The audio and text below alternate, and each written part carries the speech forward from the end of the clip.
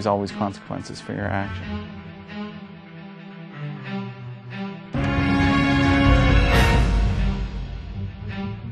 It's like a bulletproof syndrome, or a Superman syndrome, where you think you're untouchable.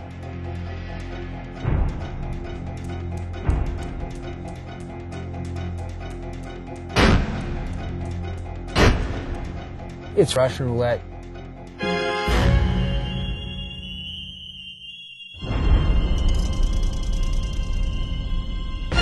You put the key in the ignition, see if we can get home.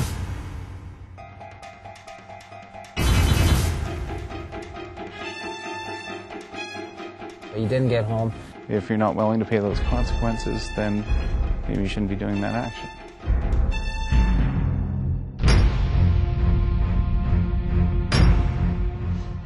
Sometimes you can't always control what's coming either.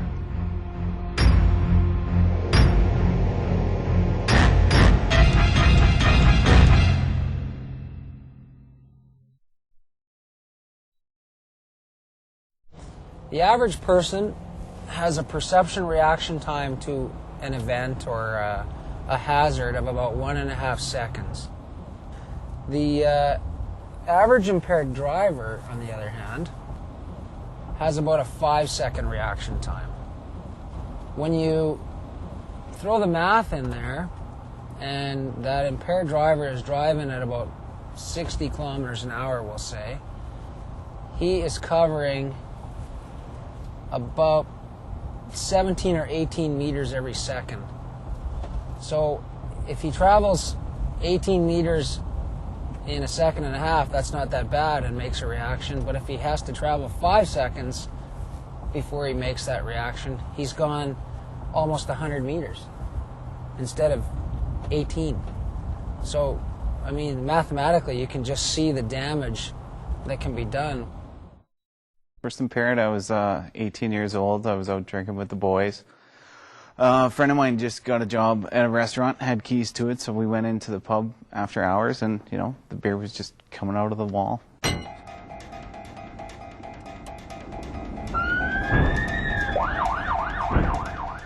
Made it about 5 kilometers out of Yorkton, and the truck hit the ditch. Basically just slid into the snowbank off to the side, no injuries, no harm, no foul.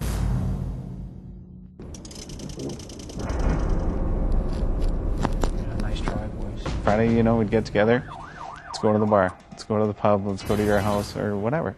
It became routine and habitual.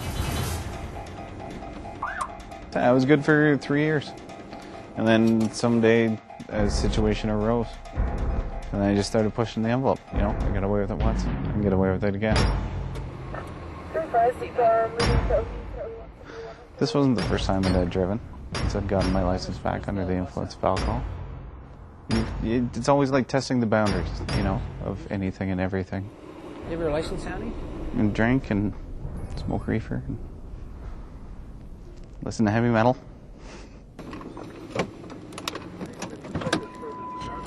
Stay in the car! Sit down!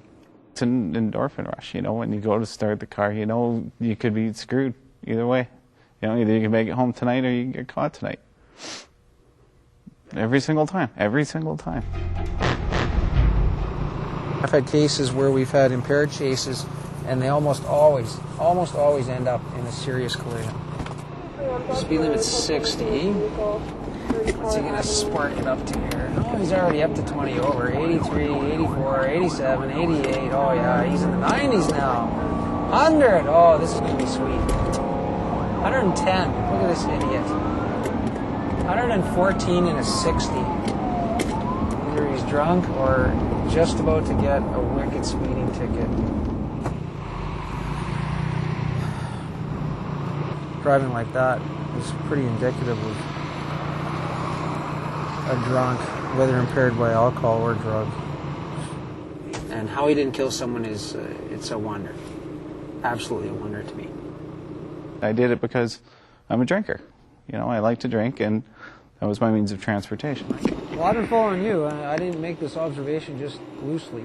Well, I'll admit I'm a very selfish person. I don't see anything wrong with that. Everything I do is it's always about me. Like anything you ever do in your life, from start to finish, you're going to be the only constant in it, right? So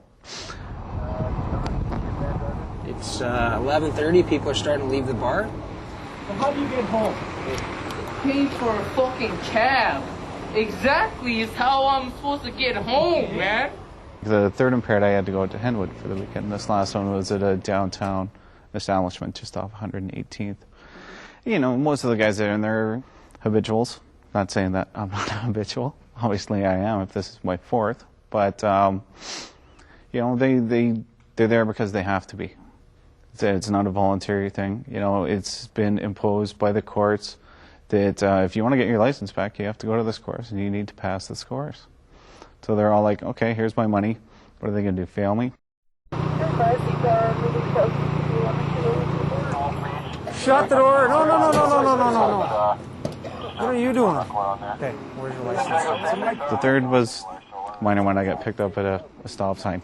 Yeah, sorry, I got 3 bodies here. 106 in white. Because I didn't know where I was going. I dropped someone off at home. Another girl in the truck with me, and we couldn't decide whether we were going left or whether we were going right. You know, a cop drove by. You know, we were still sitting at the stop time when he came back. So I got pulled over for driving too slow, flagged me right there, and took me downtown, and that was the third. It goes like this. Basically, it says that I'm a peace officer and pursuant to the provisions of the criminal code, I demand that you provide a sample forthwith of your breath suitable for analysis by an approved screening device. That's this thing here. This last time it wasn't too bad, you know. It was right around the Christmas season. We went out after work. I was planning on going to Mexico in 3 days. Keep on.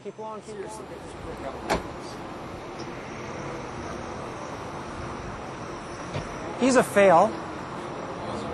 So I'll pass him over to you. Actually, I'm going to put you on the other opposite side there. Go fuck your mom. So there were a few shots at tequila, but I wasn't like driving with my good eye closed, you know. Not that evening. It was just unsure of where I was going, and that's how I got caught. Maybe your wife getting piled into by an impaired driver, the love of your life being killed. Maybe that's going to make the difference for you. I don't know. You can't tell me there isn't a guy out there that's a chronic impaired that doesn't have a daughter or a son that's out riding their bike or their tricycle down the street in front of their house and they get run over and killed. I mean, maybe that's the impact you need. Maybe you need to bury somebody. I don't know. I don't think there wasn't any message that wasn't getting across. I just chose not to listen. I met Daryl when we were 19. I met him through one of his brothers, and we were together a long time before we were married. We were married on Thanksgiving weekend, and it was great. It was actually kind of a stormy day, but someone said that snow and rain is supposed to bring lots of happiness to your marriage, and all my family had come out from Toronto, so it was a lot of fun. We had a really great time.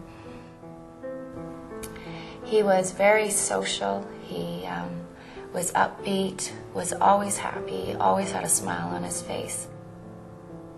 He was always trying to do what he needed to do for his part in the family.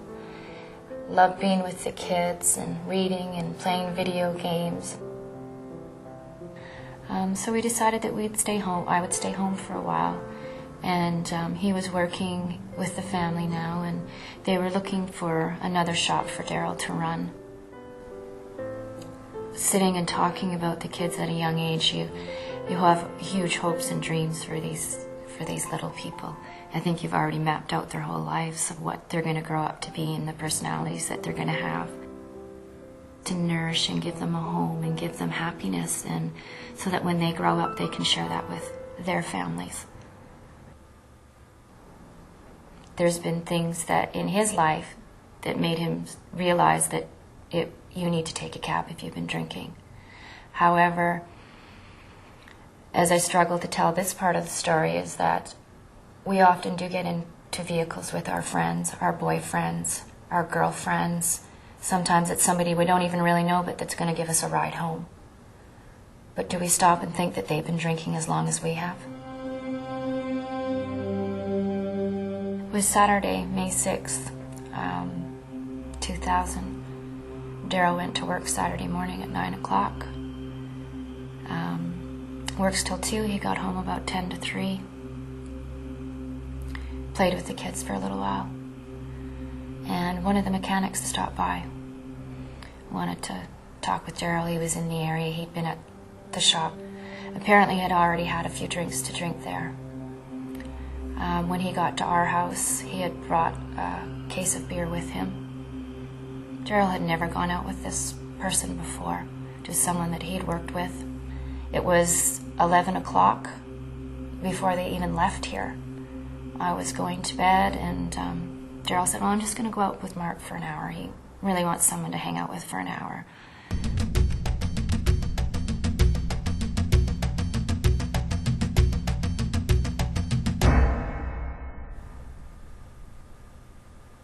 He's like, I'll be home in an hour.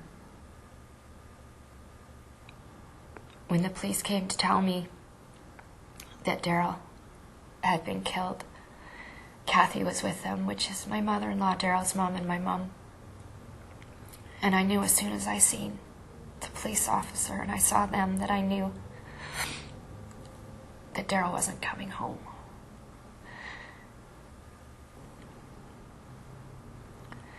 So I didn't wake up at all.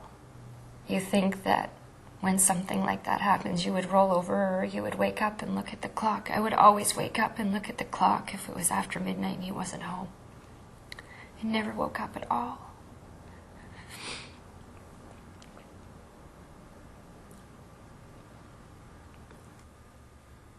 And I just looked at the police officer and I said, how am I going to tell my children?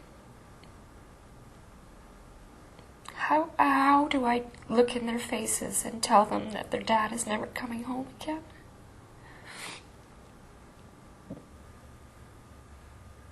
Daryl was killed instantly.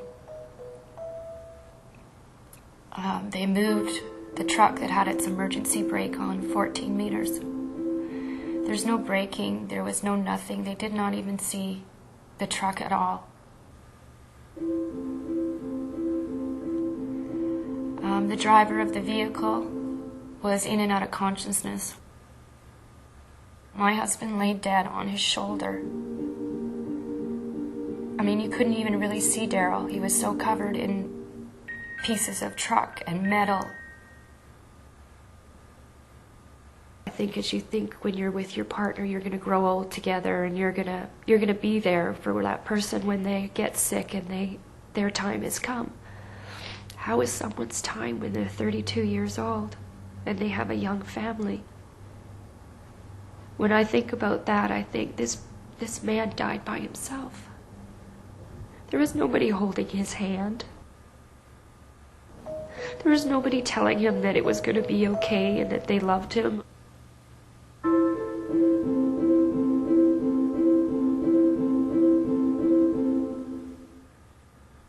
I couldn't believe it when I saw it. Never seen anything like that in my life. Never seen someone that's been in a car accident in my life before. When I first saw Daryl, nothing had been done to him. We had just picked him up from the chief examiner's office. I've never seen anybody so broken up.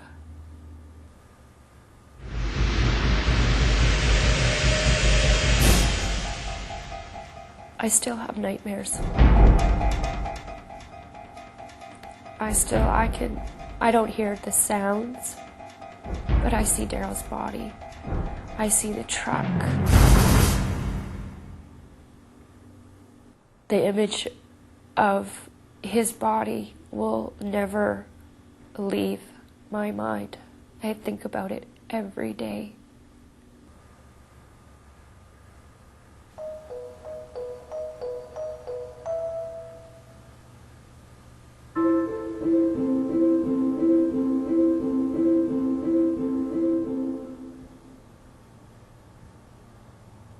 For them, I think it's almost a dream for Dylan, and a bad dream.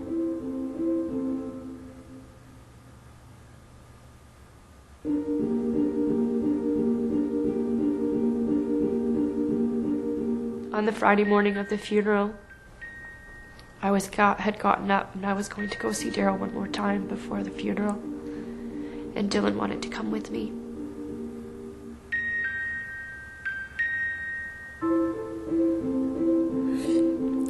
right up to the casket. And he looked up at me and he said, "Look how brave I am, Mom. I'm right here beside Dad. He doesn't look that bad." And he asked me to show him where his dad was hurt. So I showed him the different places, and he gave his dad a kiss on the arm. And I just hope that that's not the image that he still keeps in his heart.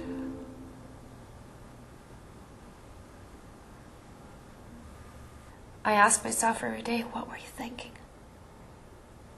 Like, what were you thinking? Now what?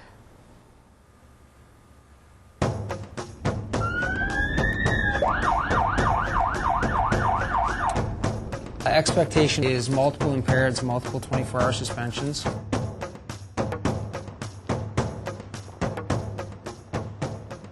I think by the time I was 13, I was probably drinking about 10, 11 beer to myself. Yeah, I'm not proud of it. It's not like you were older and you knew any different. That's the environment you grew up in. Everybody drank and had a good time.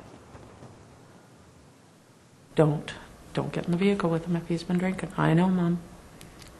The boyfriend, don't you drink and then get my daughter in the car. I won't. I know. There's a puppy. I didn't want alcohol affecting my kids' lives. Not saying we didn't drink, but I never wanted it a major part of our kids' lives. My first impaired, I was 0.11. My second impaired, I was 0.21, I think it was. And my third impaired, I think it was 0.14. You know, you live and learn, right? And I thought I learned from it, right? But obviously I didn't. It was middle of the winter, freezing out. You know, it was around December sometime. And so I had to get home. I had to get myself home. And, of course, I was at the bar, and I spent all my money at the bar. So I had no money for cab to get home. So I just felt like I could drive home. I mean, like, I was well aware of what I was doing, and, like, I was conscious that I was drunk. So I was kind of being a little cautious, right? So I was downing a cigarette in the ashtray, and it was nighttime, and it was a sharp turn, and the car was going straight, and I was up on the divider that was keeping me from going into the lake. And I had the wheels cranked to the left to get off the divider. When the road straightened out, the car came down, and of course the wheels had turned to the left, so the car just took a sharp 90 across the opposite lane, went down the ditch, it hit a mountain, and the car hit so hard that it came back out of the ditch and spun around the road and faced the other way. So I was slumped over the steering wheel, and he opened up the passenger door and asked, was I okay? And I must have knocked myself out because I came to, and I looked at him, and I said, yes, I'm okay. I said, but it says it hurts to breathe, right? Because I took the steering wheel in the chest and just bruised up my chest and stuff. And so he got me out of there, put me in the minivan, and he phoned the ambulance and the police and stuff. And then he showed up. Yeah.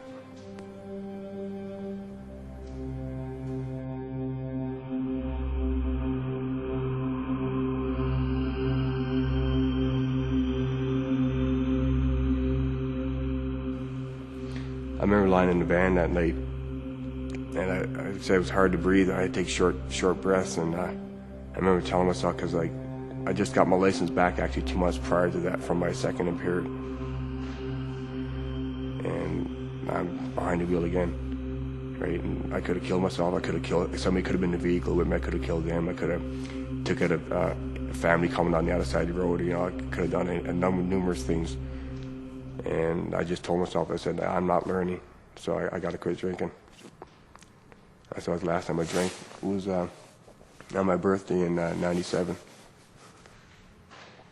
I learned the hard way, and luckily I didn't have to learn the extreme hard way, right? I mean, I would hate to live in a small town and have to all of a sudden once in a while see somebody knowing that I killed their kid, or knowing that I killed, you know, their spouse or something, right? It's something in life I just don't want to deal with, right?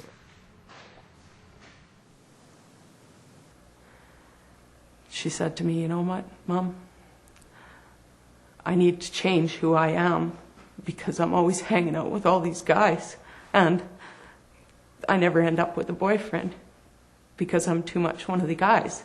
She said, I got to start changing and wear a dress once in a while or get a job in an office or something. And she said, because I'm ready to settle down. She drank. She had her beers here and there, but most of the time she was designated driver.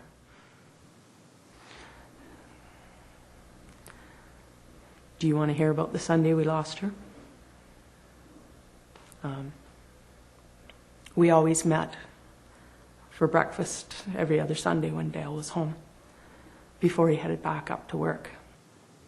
So on this Sunday we met for breakfast, and when we were done eating, we went out, and her and Dale always, she was Daddy's girl, right? And they used to always punch and pull each other's hair and headlocks and tease and jump around and everything. So while they're doing that, and I'm standing there, and it's like, oh, I'm cold, I'm getting into the truck. So I went to get into the truck, and Daleen yelled at me, and she said, Mom, don't you want your hug goodbye? And I said, no, I'll get to you next time. Just say goodbye to your dad. So they hugged and kissed goodbye while I was sitting in the truck. And she was gone 6 hours later. So I never got my hug because I was fucking cold. Sorry.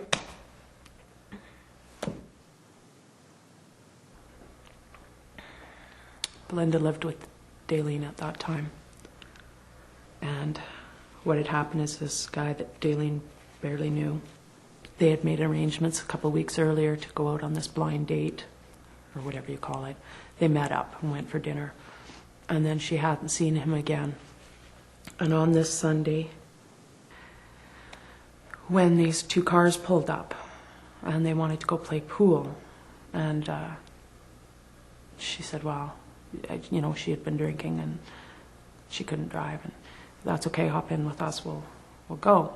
So Belinda hopped in this car, and Daleen got in this Jeep, and off they went.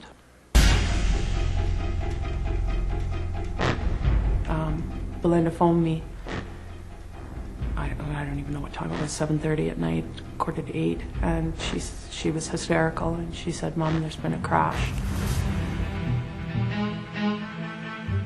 I'm at their house to play pool, and Daleen's not here, and it's been 2 hours, and I've been phoning her cell phone, and there's no answer, and she's not at the house, and I know she's in that vehicle.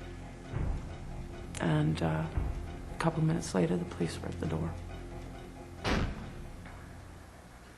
it was her.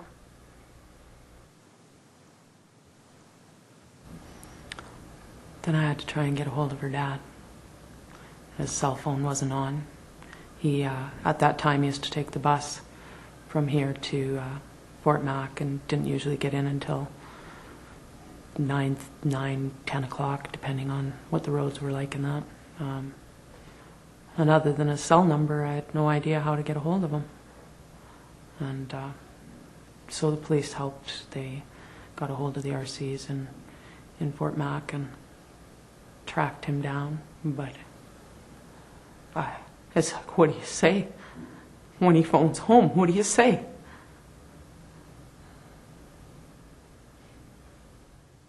We got a card from this lady that was right behind the crash. And she sent us a card that she held Daleen's hand while she went. So she wasn't by herself, but it should have been me there.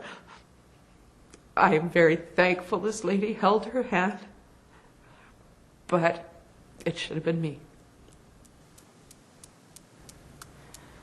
As soon as they got her to the funeral home, we went down right away, because I was still sure at that point that it couldn't be her. But it was. You know, she was killed Sunday. Monday we're at a funeral home. not every night, but every night I go to sleep watching this Jeep come onto Deerfoot at 17th Avenue, get immediately into the fast lane, start losing control and hit the abutment. 2 minutes later, go over all 5 lanes, unroll it. I watch her flying through the air, and I watch her laying there while this Jeep comes down on top of her.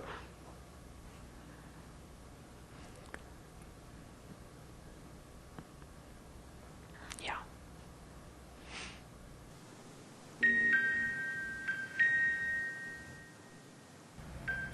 I want the hug.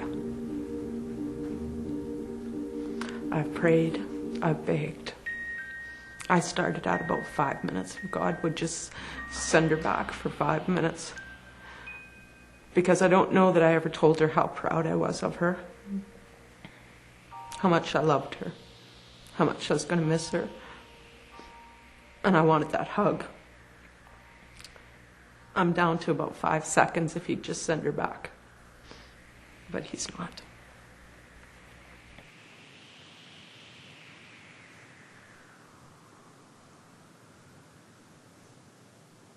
There's been some times I've gotten behind the wheel of my car, I don't even know how I got in the car. Don't even remember getting in the car. Wake up in my own bed. It's like, holy shit.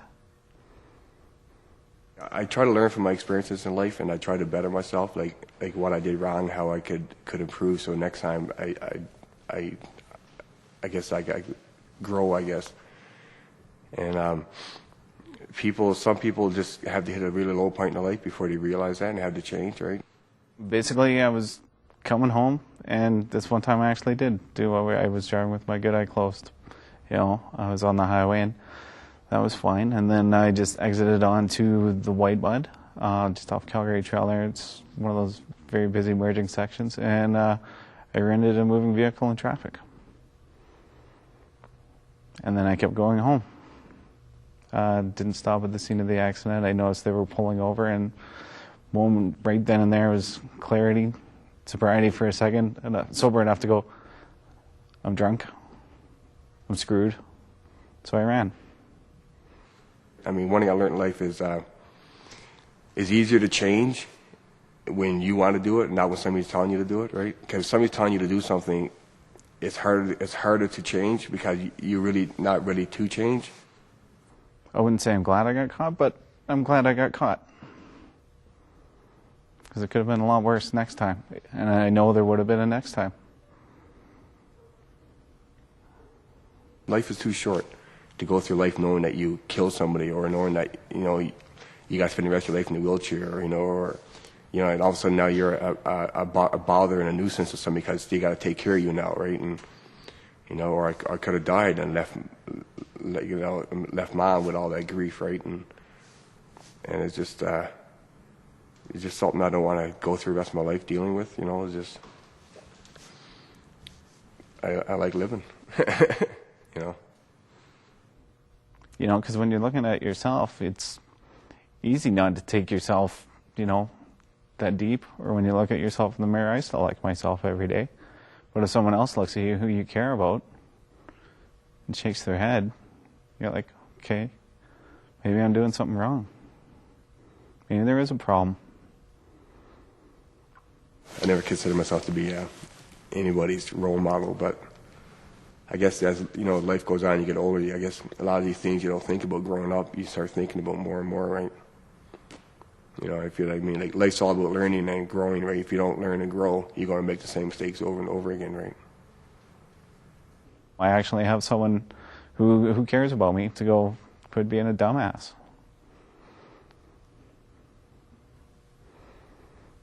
Because I'm selfish doesn't mean I'm not a good person or have a conscience. I know one thing, if I ever,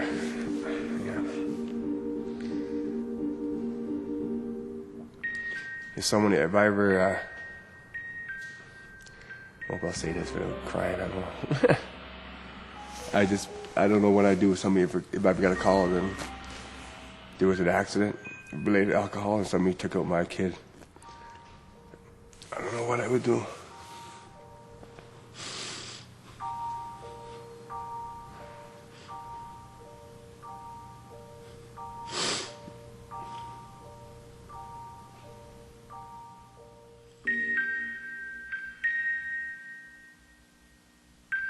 you.